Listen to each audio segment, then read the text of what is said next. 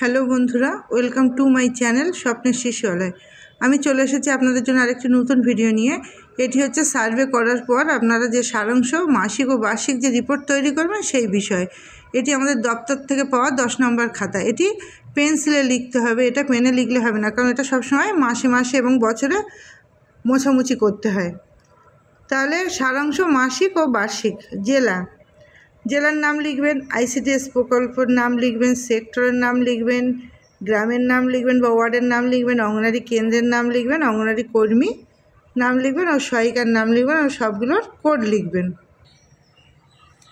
April 2025 পর্যন্ত জনসংখ্যা, যেহেতু এটা কী বলে যে এপ্রিলের 25-এর যে হচ্ছে সার্ভে হচ্ছে, সেটা আপনি 2025 পর্যন্ত জনসংখ্যা লিখবেন। পেন্সিল ব্যবহার করুন। প্রতি বছর এপ্রিল মাসে তথ্য পরিবর্তন করুন। তপশিলি জাতি, তপশিলি উপজাতি, অন্যান্য সংখ্যালঘু বিষয়ে তথ্য রাখতে আলাদা আলাদা পাতা ব্যবহার করুন এবং আলাদা যোগফল দিন। যদি তফসিলি জাতি এবং তফসিলি উপজাতির মধ্যে সংখ্যালঘু না থাকে, তাহলে অন্যান্য এর পাতায় সংখ্যালঘুদের সংখ্যা লিখুন, যাতে সম্পূর্ণ গণনার ক্ষেত্রে অসুবিধা না হয়, এবং পৃথক পৃথক 4 পাতার যোগফল অঙ্গনারী কেন্দ্রে শিশুর মোট যোগফল হিসেবে নথিভুক্ত রাখুন। যদি তপশিলি জাতি এবং তপশিলি উপজাতির মধ্যে সংখ্যালঘু থাকে, তবে সংখ্যালঘু পাতায় লিখুন, তাহলে মোট সংখ্যালঘু শিশুর সংখ্যা নির্ধারণ করা যাবে। তপশিলি জাতি এবং তপশিলি উপজাতি অন্যান্য মোট সংখ্যা অঙ্গনারী কেন্দ্রের মোট শিশুর সংখ্যা নথিভুক্ত করা যাবে। তাহলে প্রথমে কি লিখবেন? পরিবারের মধ্যে ক্রমিক সংখ্যা, তারপর 2-এ লিখবেন পরিবারের কর্তার নাম, তারপর 3-এর এ আর বি ভাগ করা আছে, এখানে পরিবারের মোট সদস্য সংখ্যার মধ্যে পুরুষ আর স্ত্রী। 4-এর এ বির মধ্যে 0 থেকে 6 মাস পর্যন্ত বালক বালিকার ভাগ, আর 5-এর এ বির মধ্যে হচ্ছে 6 মাস থেকে 6 মাসের পর থেকে 11 মাস পর্যন্ত বালক বালিকার ভাগ, আর 6-এ এ বিতে 1 বছর 0 মাসের পর থেকে 2 বছর 11 মাস পর্যন্ত বালক বালিকার ভাগ। তারপর কি করবেন? জাতি, তপশিলি জাতি অন্যান্য সংখ্যালঘু সম্প্রদায়।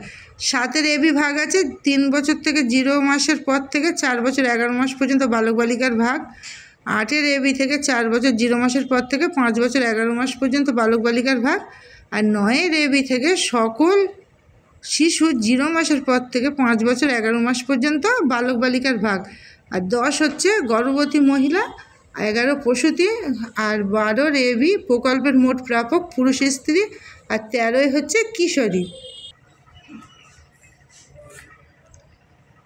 2025 পর্যন্ত প্রতিবন্ধী শিশুর তালিকা। এপ্রিলে 2025 পর্যন্ত প্রতিবন্ধী শিশুর তালিকা। ক্রমিক সংখ্যা, পরিবারের মধ্যে ক্রমিক সংখ্যা, পরিবারের মধ্যে শিশুটির ক্রমিক সংখ্যা, শিশুর নাম, জন্ম তারিখ, এপ্রিল মাসে বয়স, পূর্ণ মাসে লিখতে হবে, মানে কত বছর কত। এই শারীরিক বালিকা বালক, প্রতিবন্ধকতার ধরন মানসিক, বালিকা বালক, দেখা বালিকা বালক, শোনা বালিকা বালক, বলা বালিকা বালক, তপশিলি উপজাতি, তপশিলি জাতি, অন্যান্য সংখ্যালঘু সম্প্রদায়। 0 থেকে 5 মাসের বালিকা বালক, 6 মাস থেকে 11 মাস পর্যন্ত বালিকা বালক, আর 1 বছর থেকে 0 মাস পর্যন্ত 1 বছর 0 মাস থেকে 2 বছর 11 মাস পর্যন্ত বালিকা বালক। 3 বছর 0 মাস থেকে 4 বছর 11 মাস পর্যন্ত বালিকা বালক। 5 বছর 0 মাস থেকে 5 বছর পর্যন্ত 11 মাস বালিকা বালক। 3 অংশ 3 প্রকল্প এলাকায় প্রাপকদের জনসংখ্যার বার্ষিক সারাংশ। এপ্রিল মাস পর্যন্ত আপনি যতগুলো যে সার্ভে করার পর আপনার বছরের যে জাতি, তফসিলি জাতি, তপশিলি উপজাতি, তপশিলি জাতি, অন্যান্য মোট সংখ্যালঘু সম্প্রদায় এবং প্রতিবন্ধী, এগুলো আপনি এরকম ভাগ করে করে বার্ষিক সারাংশ ভাগ করে করে লিখবেন। 0 থেকে 5 মাসের বালক বালিকা, 6 মাস থেকে 11 মাসের বালক বালিকা, 1 বছর 0 মাস থেকে 2 বছর 11 মাসের বালক বালিকা, 3 বছর 0 মাস থেকে 4 বছর 11 মাসের বালক বালিকা, 5 বছর 0 মাস থেকে 6 বছর 11 মাসের বালক বালিকা, সকল শিশু 0 মাস থেকে 5 বছর 11 মাস পর্যন্ত বালক বালিকা। তারপর গর্ভবতী, প্রসূতি, এগুলো আপনি সব হিসাব করে করে লিখবেন। অংশ 4 মাসিক ঘটনাবলীর সারাংশ।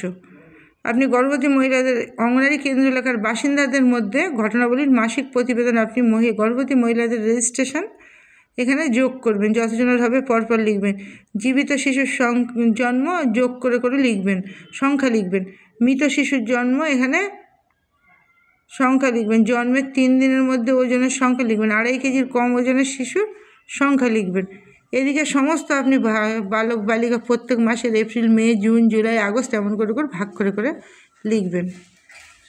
তারপর এখানে নবজাতকের মৃত্যু যদি 28 দিনের মধ্যে হয় লিখবেন। 1 বছর কম বয়সী শিশুর মৃত্যু 29 দিন থেকে 1 বছরের মধ্যে হলে সেটা লিখবেন। মোট শিশুর মৃত্যু 6 আর 7 আপনি যোগ করে যা হবে সেটা এখানে বসাবেন।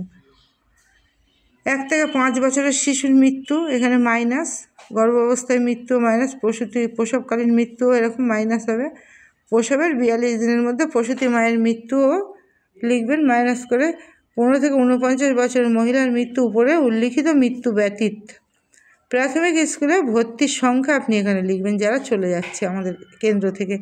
অঙ্গনওয়াড়ি কেন্দ্র এলাকায় অস্থায়ী বাসিন্দাদের মধ্যে গর্ভবতী মহিলাদের রেজিস্ট্রেশন, যারা অস্থায়ী তাদেরও রেজিস্ট্রেশন এখানে যোগ করে বসাতে হবে। জীবিত শিশুর জন্ম তাই, মৃত শিশুর জন্মও তাই, জন্মের 3 দিনের মধ্যে ওজনও তাই। 2.5 কেজির কম ওজনের শিশু ওপরে উল্লেখিত জন্মের ক্ষেত্রেও তাই হবে সেম। নবজাতকের মৃত্যু 28 দিন তাই 1 বছর কম বয়সী শিশুর মৃত্যু 29 থেকে 1 বছরের মধ্যে মোট শিশুর মৃত্যু 6 আর 7 এখানে 6 আর 7 যোগ করে এখানে মাইনাস করে দেবেন। 1 থেকে 5 বছরের শিশুর মৃত্যু তাই, গর্ভাবস্থায় মৃত্যু মাইনাস সব প্রসবকালীন মৃত্যু, প্রসবের 42 দিনের মধ্যে প্রসূতি মায়ের মৃত্যু, 15 থেকে 49 বছরের মহিলার মৃত্যু উপরে উল্লেখিত মৃত্যু ব্যতীত। তারপরে আপনি কী করবেন, অঙ্গনওয়াড়ি কেন্দ্র এলাকায় নতুন বসবাসকারী, নতুন জন্ম নয় বসবাসকারী, নতুন যারা এসছে 0 থেকে 35 মাসের শিশু আর 36 থেকে 71 মাসের শিশু যোগ করে লিখবেন। অঙ্গনওয়াড়ি কেন্দ্র এলাকা ছেড়ে চলে গেছে, মৃত্যু নয়, চলে গেছেন ধরেন তারা অন্য জায়গায়, সেখানে 0 থেকে 35 মাসের শিশু বাদ দেবেন আর 36 থেকে 71 মাসের শিশু বাদ দেবেন। এইভাবে এই করে আপনি প্রত্যেক মাসে লিখবেন।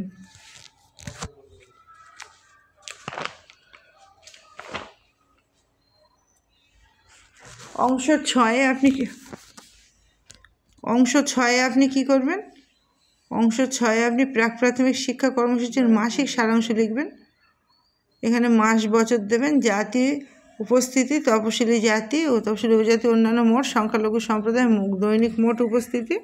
এবার 3 থেকে 4, 4 থেকে 5, 5 থেকে 6 যেগুলো আমরা 4 নম্বর খাতায় করি সকল শিশু লিখবেন।